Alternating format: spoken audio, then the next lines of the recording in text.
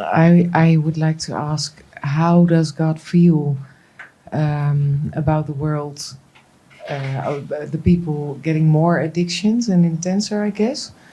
So everyone is in addiction and not humble enough to receive God's love, I guess. So let's talk a bit about how God feels about that. Yeah, just for maybe 5 minutes. God feels in creating you, and therefore every one of you, I'm not just talking about you individually, but every one of you, God feels that in creating you, he created the best being in the universe. You are the pinnacle of his creations. You are the most powerful, unique, beautiful of all of his creations, all of them. So the only thing better than you is God. Yeah, but I wanted... No, just let me finish. The only thing better than you is God. So this is how God feels about you. So when he sees you sin, he can see you're not living up to your potential. And remember, all of your addictions are sins. So every time we engage more addiction, what we're doing is we're sinning. And then every time he sees you sin, he's going, now you're not living up to the potential of what I created you to be. So first thing God has about that is compassion. Now notice, I'm not saying the first thing he has about that is anger. You see, if you think about your own parents, if they said, you're not living up to your potential, you should, they'd probably be a bit upset about it, right? Because they sort of see you as a reflection of them and so forth. And this is why parents have a tendency to get a bit upset about children not living up to potential. But all God feels is compassion, because he's going, you made the choice to not live up to your potential. And God feels, I gave you free will, and you're allowed to make the choice of not living up to your potential. There's got to, of course, be disadvantages. You're going to break the law, then there's going to be penalties associated with law because of you not deciding you don't want to live up to your potential. You're going to engage sin, and the consequences of sin are pain and suffering, so you're going to have some pain and suffering for not living up to your potential. You could be perfect, right? Because receiving God's love, you can receive God's love to the point of perfection, human perfection. And by not receiving it and by not living up to potential, you're not going to be perfect for as long as you choose to do that. And so God has compassion for the choices we're making, not rage. So not rage. Now, if you think about all the world's religions will tell you that God's angry with you when you sin, right? They even say things like, God's not angry with the sinner, but he's angry with the sin. No, he's not. He's not angry with the sin because he has compassion for the fact that he gave you the gift of free will, and in that expression of free will, you're allowed to sin if you want to. Of course, you're breaking a law, and the law is going to cause its penalty, and therefore he has compassion that you do the silly thing of choosing to sin. Because from God's perspective, he's looking at and just going, you could choose not to sin and you'd be happier, right? And I even want to help you be happier, but you want to sin, so what can I do? It's your will, and he's giving you the freedom to make the choice and the exercise of your will. Now, how God feels about it is, you could say, only compassion. God doesn't feel disappointed that he gave you will and you're not using it well.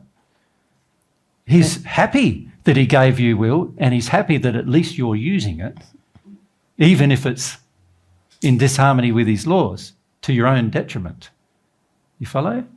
So he has this level of feeling for humanity that he wants to rescue you from your pain and suffering, but he can't do it by forcing his opinions and laws, and truth and love on you. You're going to have to embrace a process to correct it.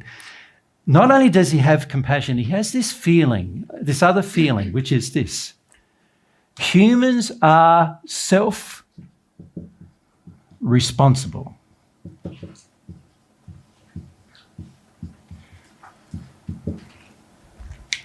In giving you the gift of free will, he's basically said to you, you are now responsible about how you use it. Right? So he's saying, I'm not responsible for how you use the gift I gave you. So it's simple as, let's say I thought, what was your name again? Meerte. Meerte, that's right. So Meerte, let's say I thought, Meerte, I've been in your kitchen and you need a decent knife. So I, out of my love for you, I go out, find a really, really good knife, buy it for you and give it to you. And then one day you get suicidal and you kill yourself with it. Am I responsible? Right? The knife is a good gift. It was useful for you. It was something that you could use in a positive manner, but you chose to use it in a self-harming manner, or you could say a sinful manner. Right? So you chose to use it in a manner that's going to harm yourself. Now, I'm not responsible because I gave you the gift with the intention that you use it for a different intention. Right? God is saying to you, I'm giving you the gift of free will, but you're responsible about its outcome. You're responsible about educating yourself about how to use it positively. You're also responsible for every time you use it negatively. You're responsible for the outcomes of every time you use it negatively, but you're also going to be rewarded positively for every time you use it lovingly. And so God's happy that he did that for you. You follow? He's not upset that you go, oh, but I'm going to get that gift and I'm going to, rape and pillage with it. I would like to ask for how does God feel about humanity being in the state that they are? Does God grieve too? He has compassion. He has compassion. Exactly what I've said to he feels about you is how he feels about humanity. His own creation. Can we add another one? Calm.